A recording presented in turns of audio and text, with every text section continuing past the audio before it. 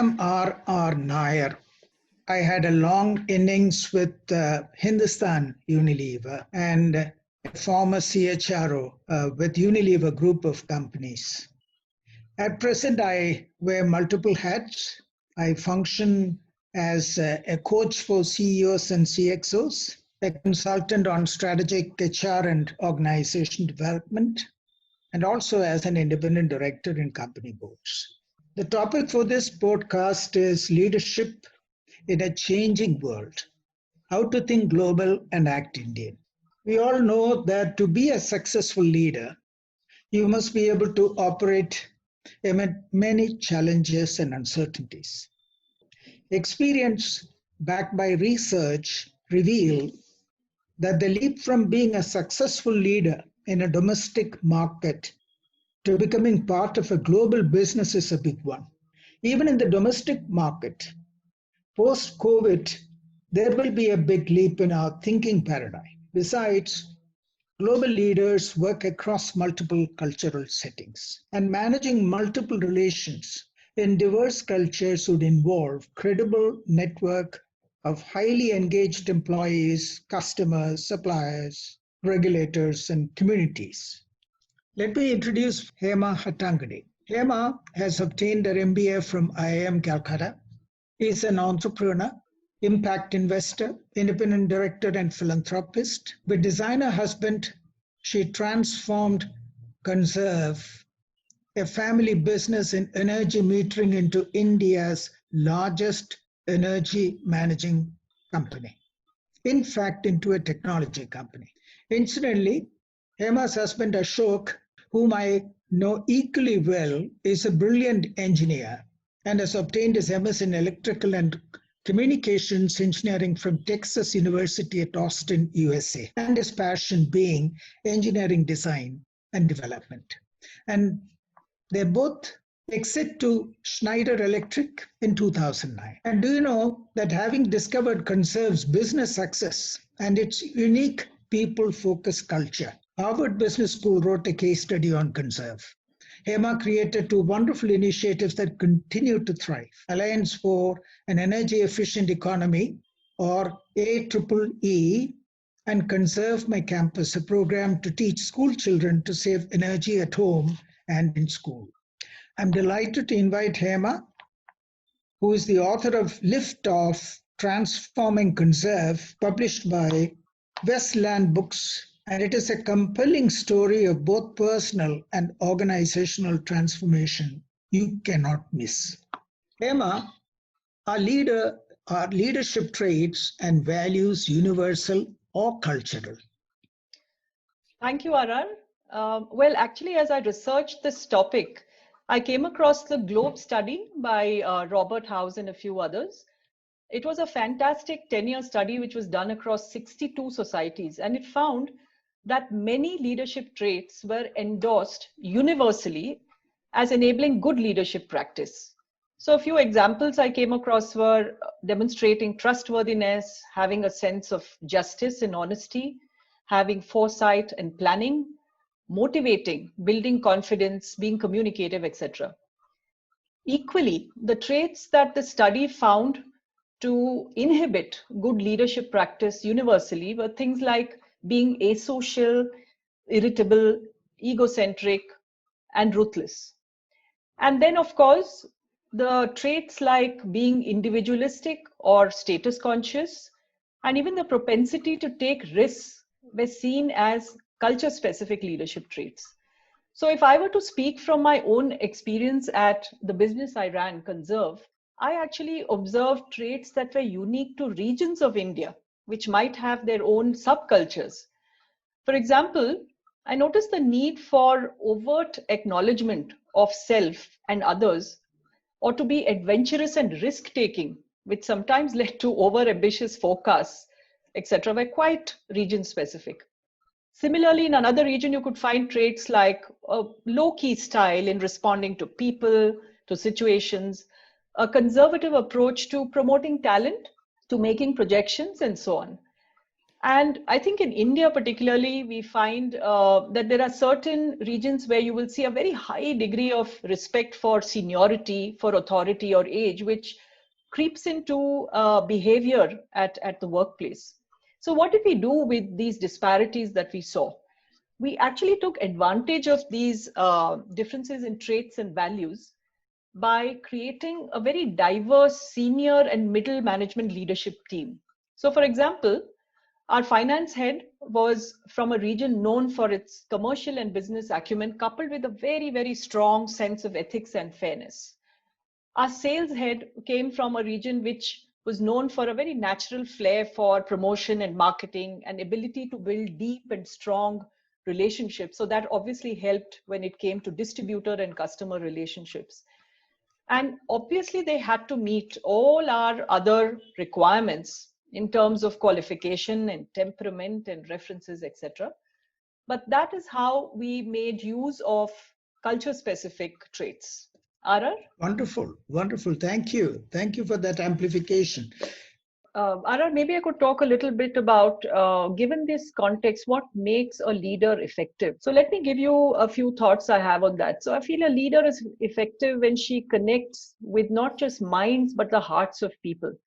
I know Maya Angelou is quoted a lot these days, but I have to use her here. She said, people forget what you said, people forget what you did, but people never forget how you made them feel.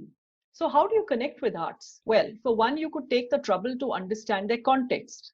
What is context? It means who they really are, what makes them tick, what makes them laugh or cry. How important is their spouse or partner or parent or pet to them? So at Conserve, our culture tried to encourage families to be a part of our lives. Our social networks included communicating to the families and not just to the employee who comes to the workplace. We invited kids to meetings.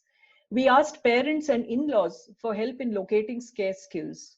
And we were super compassionate in times of adversity. We went out of the way, RR, as you know, to accommodate talented and committed people who couldn't come to work because they had an accident which had left them incapacitated.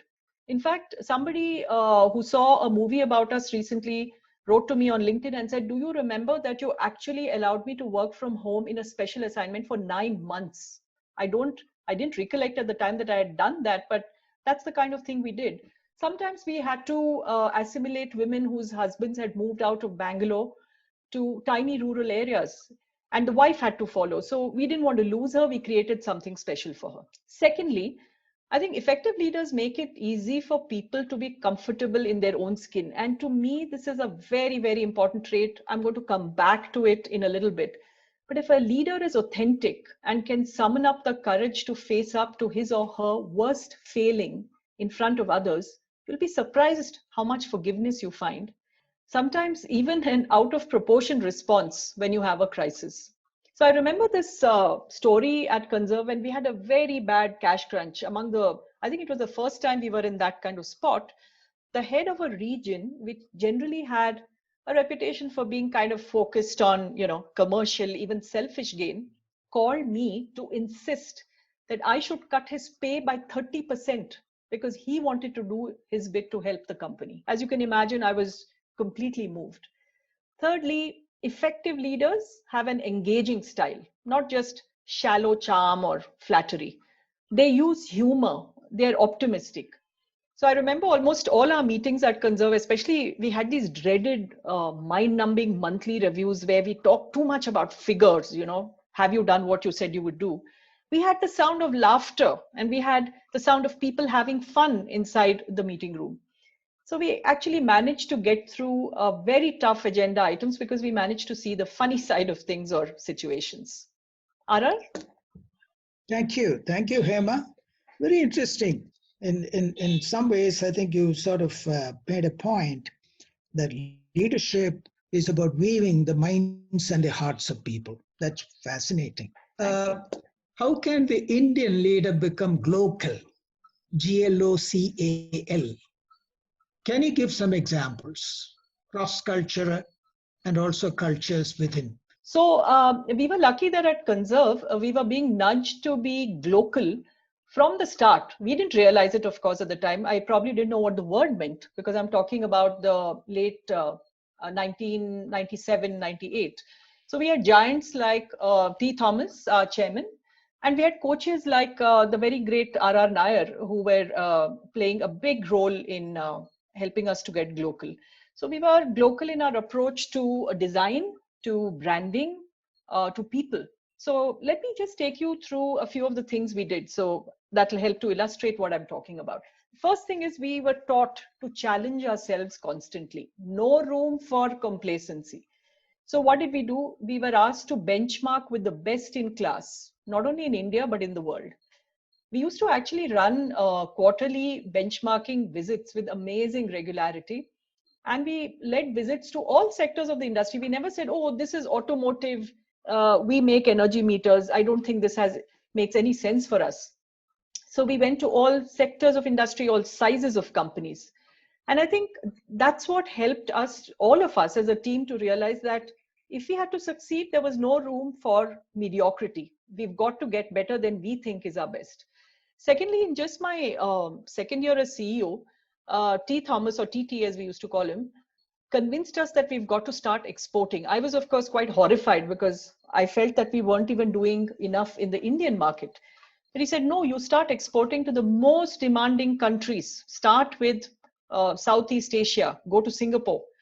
Why? Because then you will realize that your products are not exactly world beating, and you will have to continue to invest in design and marketing and development and everything else until you start stacking up against the best in the world.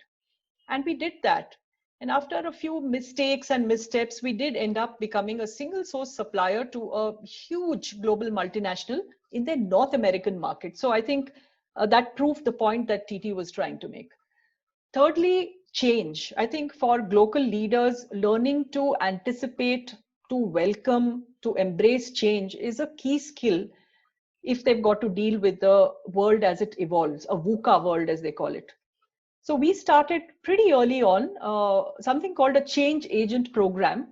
And we started creating internal change facilitators. And we had ruthless internal auditors who were trained to hold up a mirror to the rest of us every quarter on how had we slipped or how had we improved against international standards for systems and processes. And believe me, these auditors were very, very grueling. I mean, the whole affair used to be like passing in a very intense stress interview.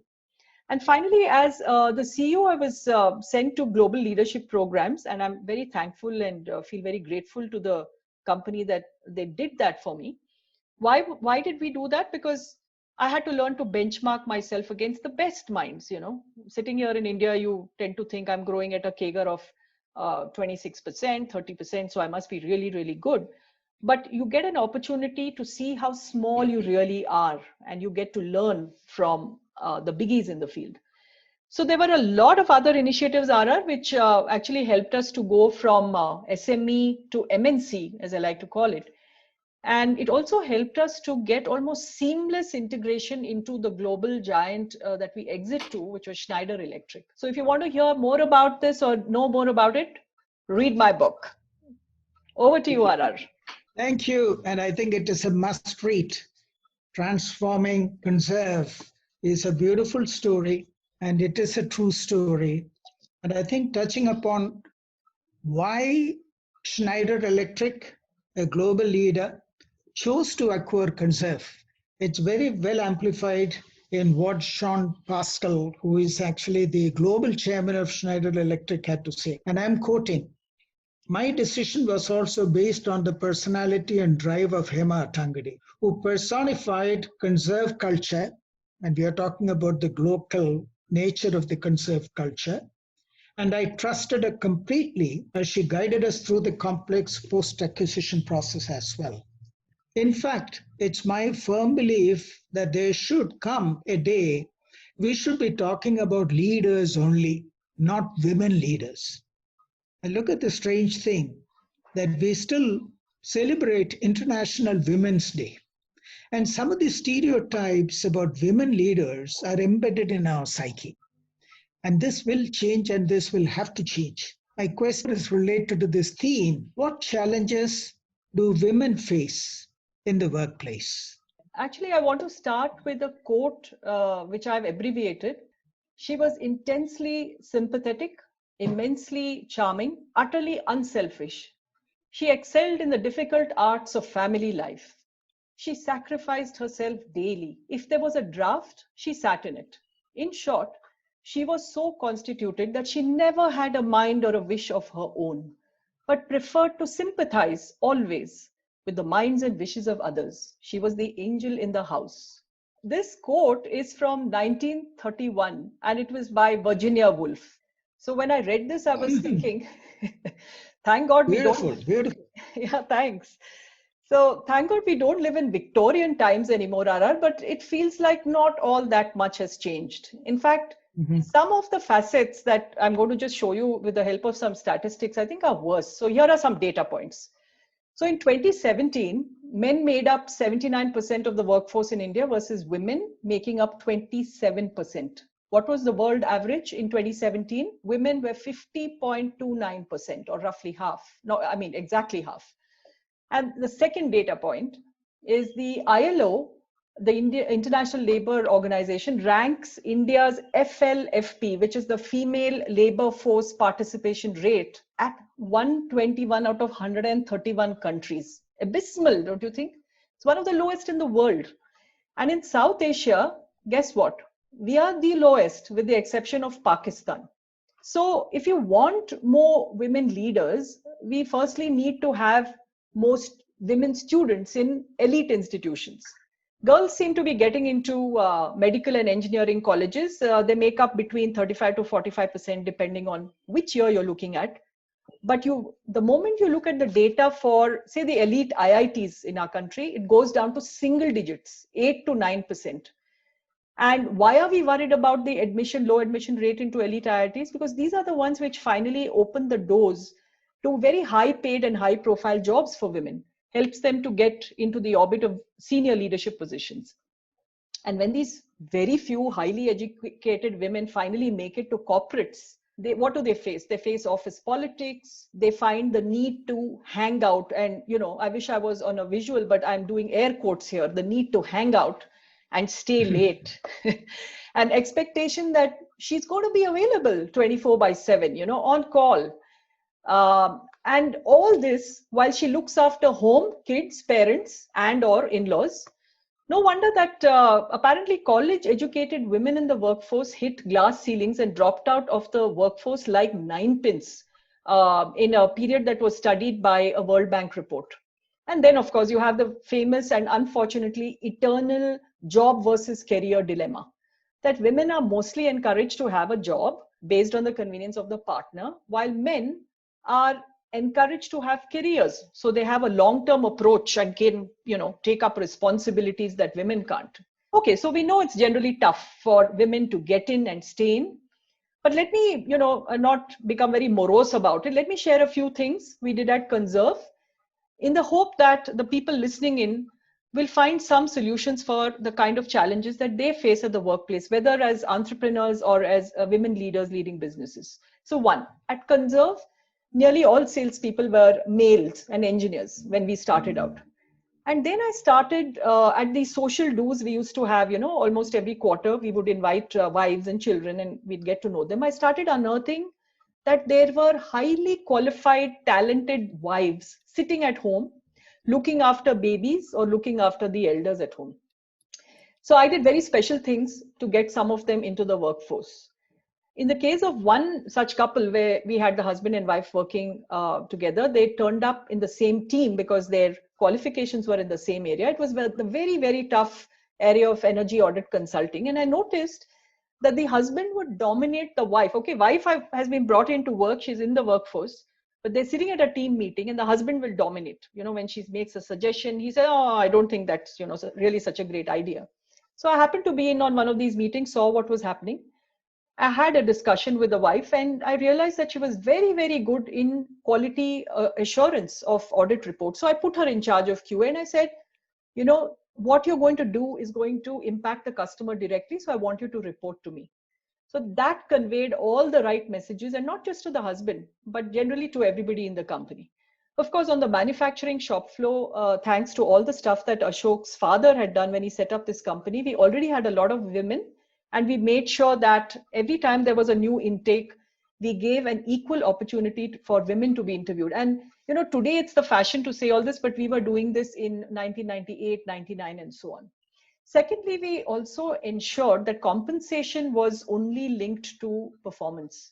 There was no gender disparity. Unfortunately, even today, the dialogue, not just in India, it happens in very famous broadcasting companies in the UK. It happens very much in America. There is a pay disparity in relation to gender, and that's a very, very dangerous trend for women to participate in the workforce. Thirdly, and I think this particular initiative, which I called Conservina, is something that really stood the women in the company in good stead. It was a support group for women. And, it was across blue collar, white collar, pink collar. I mean, there are all these colors of collars, apparently. But we said, you're a woman, you run the dual burden of home and job, and you're finding it difficult. Come on in. We're going to make sure that you get mental, emotional, sometimes even financial support. And certainly we made them sort of exposed to a whole bunch of training sessions that made them aware of what was going on in the world, which they were not otherwise exposed to. You know something? This group exists in an informal way even today, 10 years after we exit from the business. Again, RR, I'm going to be very shameless about plugging my book, but there's a whole half a chapter on how we did this, and I would urge the listeners to look at it for ways of expanding a support network for women. Fourthly, I insisted that people should work efficiently during working hours. I found, some men would hang out for cigarette and chai breaks. They'd be around the gate at the shop near the gate during the day.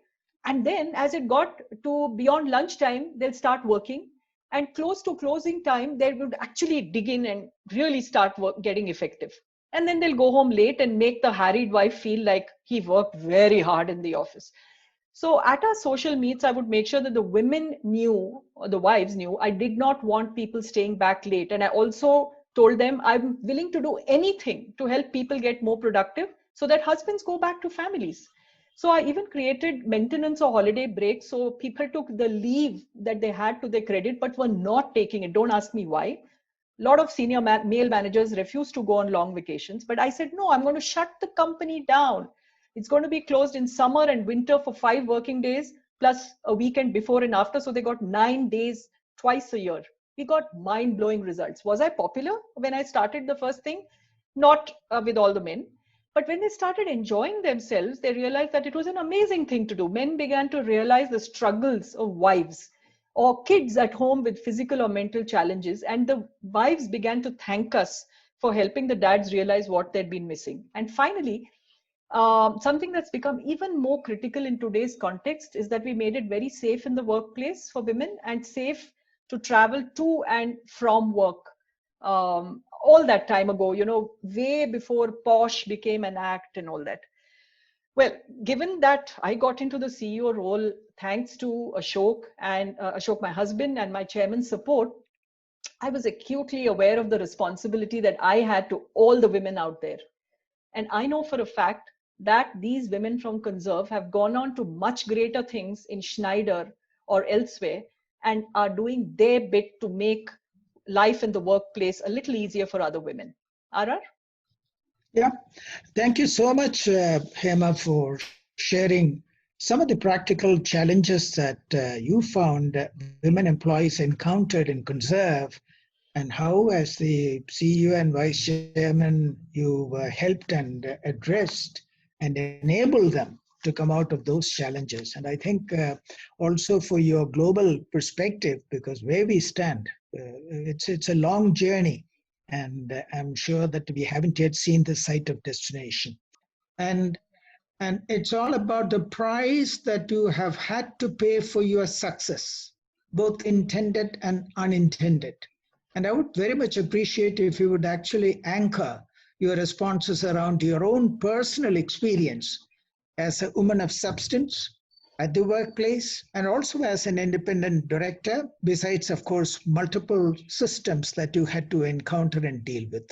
Over to you, Hema. Yeah, thank you, RR. I think that's a question that every CEO, every woman leader confronts in her lifetime. And looking back, I realized that I think the biggest price I paid was seemingly never having enough time for my son, because he was just a year old when I became CEO.